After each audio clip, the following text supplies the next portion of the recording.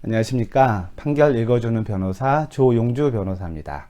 자, 오늘 소개할 판례는 법률신문 2017년 4월 13일자 8면에 나온 판결입니다. 자, 요 제목을 한번 보시죠. 남편 명의 아파트를 아내가 단독으로 상속받았다고 하더라도 자녀 채권자에 대한 사행위가 아니다 라는 판결인데요. 하급심 판결이긴 하지만 기존 판결, 대법원 판결 취지와 좀 다르고 또 구체적 타당성이 있어서 좋은 판결이라고 생각을 하고 있습니다. 자, 이 사건은 어떤 거냐면요. 어떤 이제 남자분이 이제 돌아가시면서 배우자와 이제 자식 4명이 있었어요. 근데 그 집에 오랫동안 배우자와 같이 살고 있었는데, 이제 돌아가셔가지고, 상속재산 이제 분할 협의를 하게 되잖아요. 근데 그 자식들이 모두 거기는 아버지랑 어머니가 같이 사셨으니까 어머니 이름으로 다 하자 라고 하면서 그 아파트의 명의를 갖다가 어머니로 다 했어요.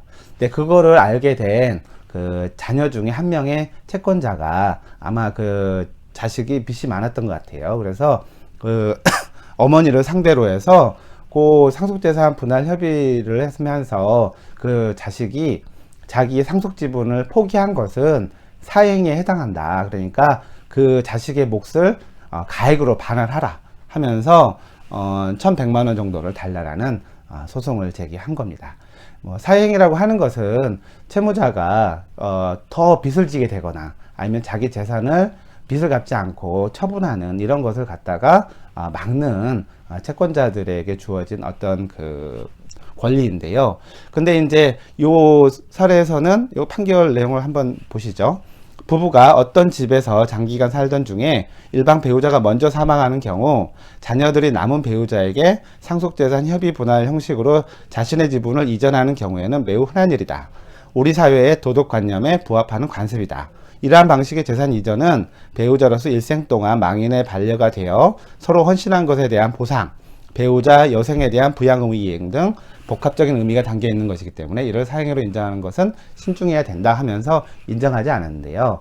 사실은 그 아파트가 남편 이름으로 돼 있다 하더라도 같이 부부가 재산 형성에 기여를 한 것이고, 그 다음에 만약 남편이 아팠거나 여러 가지로 일을 못하게 했을 때는 또 부인이 또 부양을 했을 거고, 그래서 사실은 이혼한다고 하더라도 재산이 5대5가 되는데 이렇게 지금 상속으로 갔을 때 오히려 이 배우자의 상속 지분이 적기 때문에 오히려 이혼했을 때보다 더 많이 받지 못하는 그런 결과도 나오는 점에 있어서 결국 이러한 행위를 했을 때 이 배우자를 가지고 악의 수익자다라고 보기는 어렵다는 거죠.